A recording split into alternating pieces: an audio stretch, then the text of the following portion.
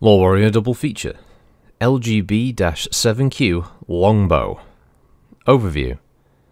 Introduced in 2610, the 7Q Longbow was designed to cure some of the problems in the original OW Longbow, such as the lack of sufficient heatsinks, the lack of short-range weaponry, and insufficient armor protection.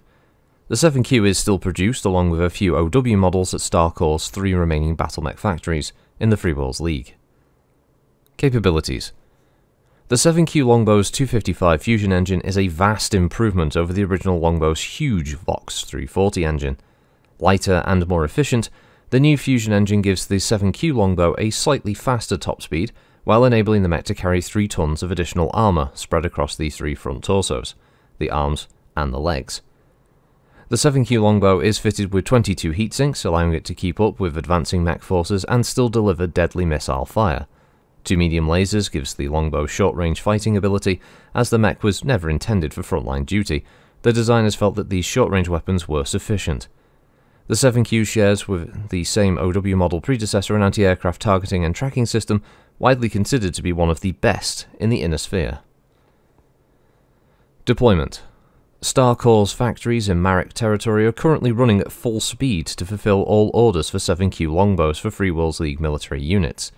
They have no plans as yet to sell to any mercenary units, and the Federated Commonwealth has sent several lancers of its longbows to the periphery border, and the Lyran Alliance has deployed several lancers to its border with the Jade Falcon occupied zone and Marek space. StarCore's factories in the Federated Commonwealth are reportedly selling the longbow to mercenary units employed by the Commonwealth government, and the single StarCore facility in the Lyran Alliance has announced its intention to sell longbows to mercenary units stationed within Alliance borders. Variants. StarCore also offers a major upgrade of the 7Q, known as the 7V, which replaces the fusion engine with an XL model. The 7V also replaces the 22 standard heatsinks with 14 double heatsinks, and drops the LRM-5 racks in order to accommodate 1.5 tons of additional armor. To make the 7V a more potent frontline fighter, it mounts an extended range large laser and 4 medium pulse lasers, plus 2 additional tons of ammunition for its LRM-20 racks. Both torsos are equipped with case to protect the pilot from ammunition explosion, and to make the LRMs more accurate, each of the mech's arms sports a fire control system. The medium lasers have been dropped, and a medium pulse laser installed in the Longbow's head. 3058 Upgrade Overview. Since the golden age of the Star League, the Longbow, with its twin-barrel arms packed with as many LRM tubes as possible, has been a staple on the battlefields of the Inner Sphere. At the same time, it's had its share of detractors, prompting StarCore Industries to make several overhauls of its base design. As a result, though the Longbow may well be one of the most numerous assault mechs in existence, there are no less than 3 significant base models, each with vastly different outward appearances. The LGB-7Q Longbow and its child variants were the second base model to see the light of day, debuting more than 4.5 centuries before the third, the LGB-12C. Capabilities. Utilizing a smaller engine than the original OW model, the 7Q sacrifices some speed, but gains a much-needed additional 3 tons of armor, along with enough heatsinks to maintain a continual barrage of missiles, something that the original OW couldn't do for long. Additionally, 2 torso-mounted medium lasers provide some measure of short-range firepower.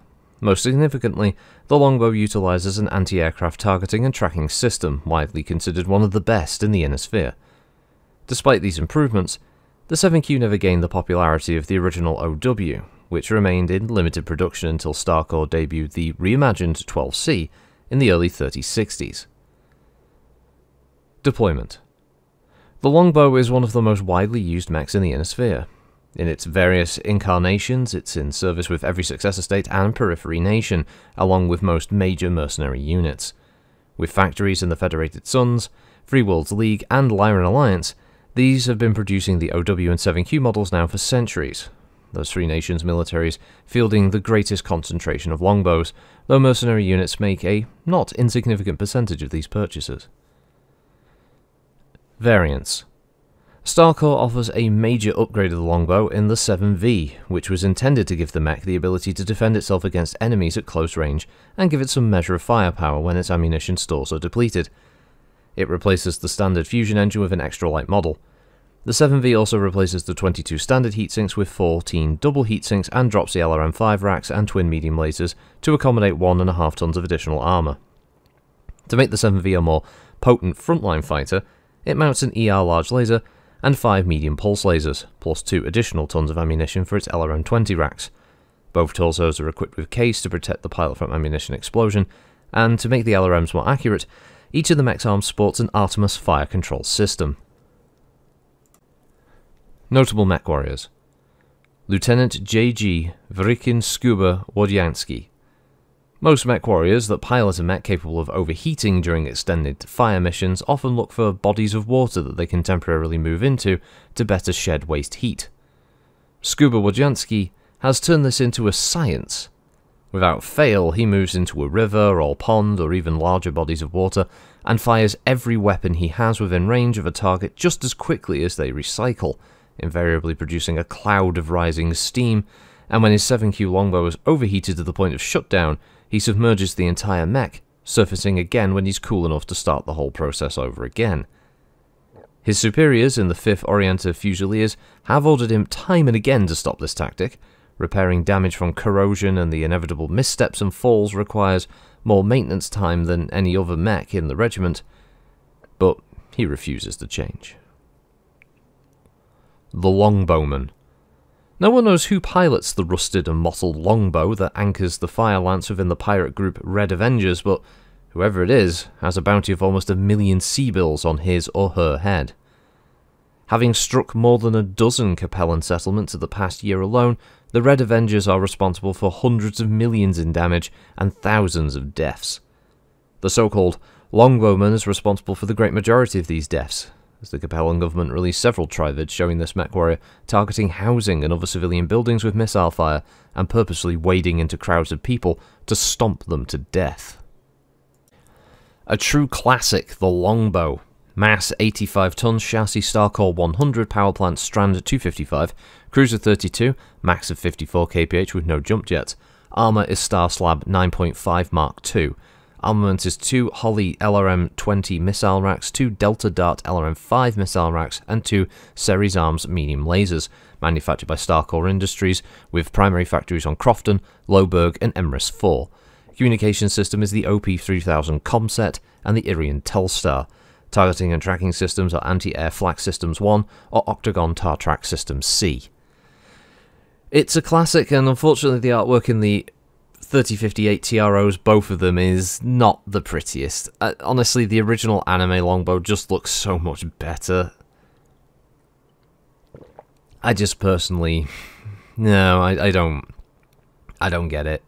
Why they did such a drastic rework, and it's sad because the original longbow just looked fucking great with the little box thing on the top of its head, and the missile tubes looked a lot better. Overall, the classic 0W model of it, as it references quite a lot, is the superior visual style. But it doesn't mean it's a superior mech, of course, it just means that visually it's still very, very cool. Yeah, it's an interesting one. It has a bit of an odd history, really, with the longbow in Battletech, from a sort of creation perspective, because although it was originally mentioned way back in the 80s, I think in Saurus and Sabres or the Star League source, but one of those two, it never really had an image associated to it, and then I think one of the magazines created the first write-up for it, possibly, not Battle Technology, I think it's called Star Date or something like that, had the mech in there, and there wasn't any real art that was associated, but the most common art, the one that anyone who played it originally, the tabletop originally, will know that it's basically a Destroid from Macross that was sort of associated loosely with a mech, but that wasn't the longbow as officially until I think it was like, oh god, it was one of the other TROs or one of the other books mentions it. But yeah, it had been statted for a long time, so it's been around in universe for a long time, but in actual print and writing materials, it was one of these mechs that just kind of existed but slipped past all the time. And I think it's this TRO was the first one to actually give it a proper write-up, the original TRO 3058, not the upgraded version. And it subsequently sort of made its way into general canon nowadays in FAS's writing, or from FAS's writing into Catalysts, and now obviously you've got the much more updated model from Recognition Guide artwork, which if I remember correctly I'll post here during this video. You should see it near the end, along with the original artwork and the stuff from the TRO here. And yeah, it's a great fire support mech. It's tons of fun. It's obviously another assault mech. It comes with a pair of LRM-20s, which each have 12 rounds of fire for both launchers, and a pair of medium lasers in this case, but a pair of LRM-5s with 24 rounds split between them, so another 12 rounds each being able to fire. So effectively, it can dump a lot of missiles on you very, very quickly and do a lot of damage potentially if your rolls are good. It's got 9 armor on the head, 37 on the CT, 12 on the rear, 26 on the side torsos with 10 on the rear, 23 on the arms, and 28 on the legs. It has 22 heat sinks standard with a walk of 3 and a run of 5. It's not going anywhere very quick, but it doesn't need to. It just needs to know one thing, just like Vazkaz, where they are. And yeah, they don't have a good time. I've always been a fan of the mech. Personally, it's probably my all-time favourite sort of fire support unit in BattleTech. Very, very close. Actually, no, I guess the Awesome is my all-time favourite fire support mech, but this is a very close second. It's just the idea of just being able to dump that many missiles in just one horrendous spread is just cool. It's a great visual image. I've always been a fan of this mech. It's another example, a great example of roll support on the battlefield, rather than this idea of just taking a mech and just slapping missiles and changing it up into something completely different. Even the refits later on don't go, oh, with access to different missile systems like streak launchers, for instance, or MRMs. Oh, all of a sudden it's a totally different sort of variant. It still keeps it within the realms of, it still shoots things with missiles primarily. They just give it, certain upgrades to its short-range defensive abilities, so as to stop anybody who decides to run up close to it. It's got a chance of doing some damage while it waits for a friendly to come over and help it. So, yeah, Longbow, it's a good one. I like it, so I'll leave it there. Have a good one, everybody. Thanks for listening, and I'll catch you next time. Bye-bye.